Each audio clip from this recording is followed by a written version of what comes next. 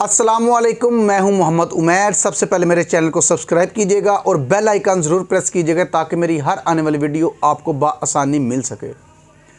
दोस्तों, क्या क्रिकेट एक बहुत ही बेरहम खेल है? क्या दुनिया क्रिकेट के जो बड़े बड़े नाम हैं, बड़े बड़े प्लेयर्स हैं, वो अपनी चंद एक ख्वाहिशात को अपने ही दिल में रख के इस क्रिकेट से जुदा हो गए हैं? और वो जो ख्वाहिश जो इनके दिलों में है, क्या वो एक हसरत की शक्ल इख्तियार कर गई है कि ये एक हसरत उनके दिल में आ गई कि काश क्रिकेट की तारीख में, काश दुनिया क्रिकेट में हमने ये कारनामा सरअंजाम दे दिया होता तो आज हमारी वैल्यू ही कुछ और होती। दोस्तों, कभी कभी इंसान को ऐसा महसूस होता है कि वो इस दुनिया में लेने ही क्या आया है। जिस मकसद के लिए वो दिन रात मेहनत करता है, उस मकसद को पाने के लिए दिन रात कोशिशें करता है, लेकिन जब वो मकसद इंसान का पूरा नहीं होता तो तब इंसान के दिल में ये बात आती ही होगी कि यार, अब हम इस दुनिया में क्या लेने के लिए आए हैं? कि तूने सब कुछ दिया लेकिन वो चीज़ नहीं दी जो आज भी हमारे दिल में है। दोस्तों, ऐसी बहुत सी चीज़ें होती हैं कि जो इंसान को एंड तक तड़पाती हैं। दोस्तों, अगर मैं बात करूं कि दुनिया में खेलों में क्रिकेट भी एक बड़ी बेरहम और बहुत ही सख्त खेल है। इस क्रिकेट ने दुनिया क्रिकेट में बड़े बड़े बैट्समैनों को जो है ना वो पैदा किया है। दुनिया में बड़े बड़े ऐसे बल्लेबाज आए हैं कि जिन्होंने हज़ारों रन्स बनाए हैं। ऐसे ऐसे बल्लेबाज हैं कि जिनके सामने बॉलर्स भी बॉलिंग करते हुए डरते थे। ऐसे ऐसे क्रिकेट ने बैट्समैन को पैदा किया है। लेकिन अगर बात बॉलिंग की जाए तो क्रिकेट ने दुनिया क्रिकेट में बहुत बहुत बड़े गेंदबाज भी पैदा किए हैं कि जिनको शायद दुनिया क्रिकेट के बड़े बड़े बल्लेबाज भी खेलते हुए डरते थे और उनकी ये ख्वाहिश होती थी कि ये बॉलर्स हमारे सामने ही ना आए कभी भी, ताकि हम इनको फेस ही ना कर सकें। दुनिया में अगर देखा जाए तो दुनिया की तारीख में बड़े बड़े अच्छे फील्डर्स भी मौजूद हुए, बड़े बड़े अच्छे फील्डर्स मौजूद भी हैं और ऐसे ऐसे फील्डर्स इस क्रिकेट में आए हैं कि जिनका तारीख में एक नाम लिखा जाएगा सुनहरी लफ्ज़ों के साथ।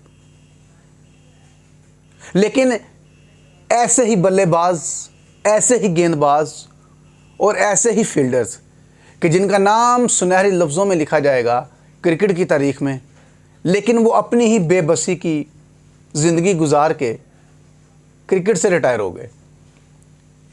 अपनी ही ख्वाहिशात के नीचे दब जाने वाले प्लेयर्स इस क्रिकेट ने पैदा किए हैं। और कभी कभी यकीन भी नहीं होता इंसान को कि यार, ये प्लेयर ऐसा कारनामा सरअंजाम क्यों नहीं दे सका। क्या आपकी नज़र में ब्रेंडन मैकलम, केन विलियमसन से ज़्यादा बदनसीब कप्तान है या डेविड मिलर से भी ज़्यादा बदनसीब कप्तान है? तो आज कुछ थोड़ी सी मैं आप लोगों के सामने बात करना चाहता हूँ इनकी। वैसे तो ब्रेंडन मैकलम हो, केन विलियमसन हो या डेविड मिलर हो, अगर मैं कहूँ तो दुनिया क्रिकेट के सबसे बदनसीब कप्तानों में से ये तीनों बंदे कप्तान थे। ब्रेंडन मैकलम को जब 2015 के वर्ल्ड कप में कप्तानी दी गई तो ये एक तजस्सुस जो क्रिकेट के फैंस हैं उनमें ये आया कि यार, न्यूजीलैंड जो है ये क्वार्टर फाइनल से आगे नहीं जा सकती। बड़ी हद है कि ये क्वार्टर फाइनल तक ही जाएगी। उसकी वजह ये थी कि इस टीम को भी एक नूरी टीम कहा जाता था, जिस तरह साउथ अफ्रीका को कहा जाता है कि ये बड़े मैच की टीम नहीं है। ये बड़े मैच में वो परफॉर्म नहीं कर सकती जो उसको करना चाहिए। लेकिन किस्मत को कुछ और मंजूर था। जो कुदरत का निज़ाम होता है ना, उसको कुछ और ही मंजूर होता है। और हुआ ये कि ब्रेंडन मैकलम को कप्तानी जब दी गई तो वर्ल्ड कप में बहुत ज़्यादा जो न्यूजीलैंड की क्रिकेट टीम में अगर किसी ने रन्स बनाए तो वो शायद ब्रेंडन मैकलम ही थे और बड़ी जारहाना क्रिकेट इन्होंने खेली थी।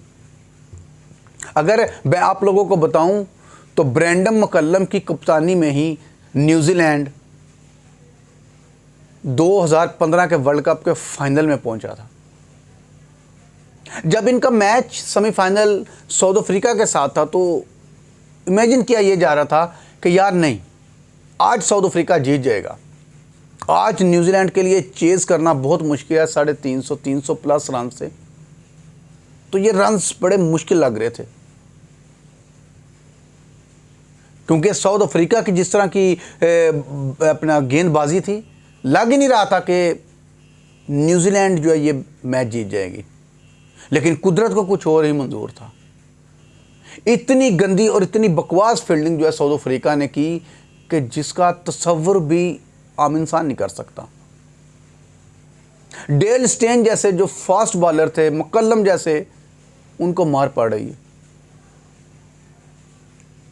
और न्यूजीलैंड ने इतनी जारहाना क्रिकेट खेली कि न्यूजीलैंड 2015 के वर्ल्ड कप के फाइनल में पहुंचकर अपना टिकट मेलबर्न ग्राउंड का कटवा लेता है। और किस्मत ने जब साथ दिया तो न्यूजीलैंड फाइनल में पहुंच गया। लेकिन जब कुदरत का निज़ाम बदलने पे आया तो उस वक़्त ये हुआ कि ब्रेंडम मकल्लम जैसे कप्तान, न्यूजीलैंड के super hit batsman Mitchell Starc के पहले ओवर में ही बोल्ड हो जाते हैं। और कप्तान का साया भी प्लेयर्स के सर से उतरा ही था तो शायद जो पीछे टीम थी उनके पांव भी डगमगाने लगे और वो रन्स नहीं कर पाए जिसकी तवक्का हर इंसान कर रहा था।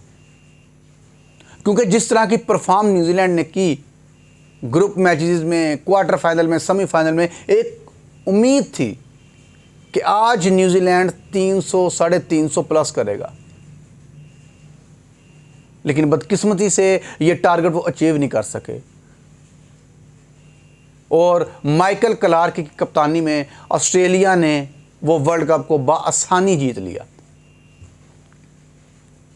इसके बाद कप्तानी दी जाती है केन विलियमसन को। दुनिया क्रिकेट का बहुत बड़ा नाम है केन विलियमसन भी। केन विलियमसन की कप्तानी में न्यूजीलैंड की टीम फाइनल भी खेलती है, सेमीफाइनल भी खेलती है, फिर फाइनल खेलती है, फिर सेमीफाइनल खेलती है। लेकिन कुदरत को कुछ और मंजूर था कि इतना अच्छा बैट्समैन, इतना अच्छा कप्तान होने के नाते वो भी अपनी ज़िंदगी में आईसीसी की कोई ट्रॉफी अपने नाम नहीं कर सकता। केन विलियमसन वर्ल्ड कप भी जीत सकता था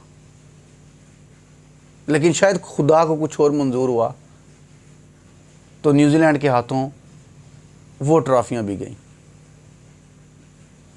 ब्रेंडम मकल्लम जैसा कप्तान 2015 में एक उम्मीद थी कि यह वर्ल्ड कप की ट्रॉफी उठाएगा और उससे भी एक ख्वाहिश थी कि हम जीतेंगे। उसको पूरा यकीन था अपने पे कि हम जीत जाएंगे। लेकिन ये यकीन सिर्फ यकीन ही रहा और उसके दिल में रहा और इसी ख्वाहिश, इसी मंशा को अपने दिल में रखते हुए वो दुनिया क्रिकेट से रिटायर हो जाता है। अब बात करते हैं तीसरे बदकिस्मत कप्तान की, वो है डेविड मिलर। 2024 के T20 वर्ल्ड कप के फाइनल में जीता हुआ मैच इंडिया साउथ अफ्रीका के मुंह से निकाल के अपने नाम कर लेता है। डेविड मिलर एक ऐसी जारहाना शॉट लगाते हैं कि देखने वाले ये कहते हैं कि ये 6 होगा, लेकिन सूर्या कुमार यादव स्काई वो बाउंड्री से वो कैच पकड़ के साउथ अफ्रीका के कप्तान डेविड मिलर की ख्वाहिश को उसी के दिल में रख देता और एक उम्मीद फिर दूसरे प्लेयर्स के ऊपर आ जाती है कि शायद हम जीत जाएंगे, लेकिन वो काम नहीं हो पाता। लेकिन जो दिल में एक खौफ था, एक ख्वाहिश थी, एक वो उसके दिल में ही रह जाती है। और होता ये है कि साउथ अफ्रीका जीता हुआ मैच हार के ट्रॉफी जो है इंडिया के हाथों में दे देता है। रोहित शर्मा जैसा कप्तान उस ट्रॉफी को जब हाथ में पकड़ के अपनी टीम के पास जाके सेलिब्रेशन कर रहा होता है तो उस वक्त डेविड मिलर का मुंह देखने वाला होता है। न जाने कितनी ख्वाहिशात उसके दिल में दफन हो जाती हैं उस वक्त जब इंडियन क्रिकेट टीम वो ट्रॉफी उठाती है। तो ये मुझे कभी कभी ऐसा लगता है कि जो क्रिकेट है ना, ये वाकई बड़ी बेरहम खेल है। ये इंसान को थका देती है। अपनी सारी जवानी एक प्लेयर इस क्रिकेट के ऊपर स्पेंड कर देता है, लेकिन जब फल खाने का वक्त आता है तो फल कोई और खा लेता है। शायद वो चीज़ वो हासिल करने की तड़प में लगा रहता है कि ये चीज़ मुझे मिल जाए, मैं इसको हासिल कर लूँ किसी भी तरीके से आईसीसी की किसी भी कोई ट्रॉफी को मैं अपनी कप्तानी में छीन लूँ किसी से। लेकिन कुदरत की मंशा कुछ और होती है, कुदरत का निज़ाम कुछ और होता है।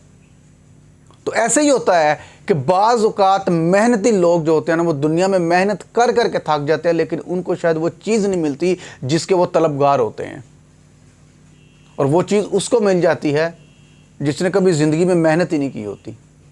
तो फिर ये कहा जा सकता है कि या तो वो बदनसीब है या फिर खुदा की मंशा, कुदरत का निज़ाम कुछ और कहता है। तो ये तीनों कप्तानों की अगर मैं बात करूं तो मेरे ख्याल से ये दुनिया क्रिकेट के बदनसीब कप्तान हैं कि जिन्होंने क्रिकेट की दुनिया में बड़ा नाम बनाया अपनी बैटिंग में, लेकिन शायद वर्ल्ड कप T20 का हो, आईसीसी वर्ल्ड कप हो 50 ओवरों का हो वनडे, या फिर चाहे T20 वर्ल्ड कप हो, चैम्पियंस ट्रॉफ़ी हो, आईसीसी की ये कोई ट्रॉफ़ी अपने हाथों में थमा नहीं सके। इससे बड़ी बदनसीबी इनकी क्या होगी। अभी तक के लिए इतना ही। क्रिकेट से जुड़ी खबरों को सुनने के लिए, देखने के लिए मेरे चैनल को सब्सक्राइब कीजिएगा और बेल आइकन ज़रूर प्रेस कीजिएगा ताकि मेरी हर आने वाली वीडियो आपको बआसानी मिल सके। तब तक के लिए मुझे इजाज़त दीजिए। अल्लाह हाफ़िज़।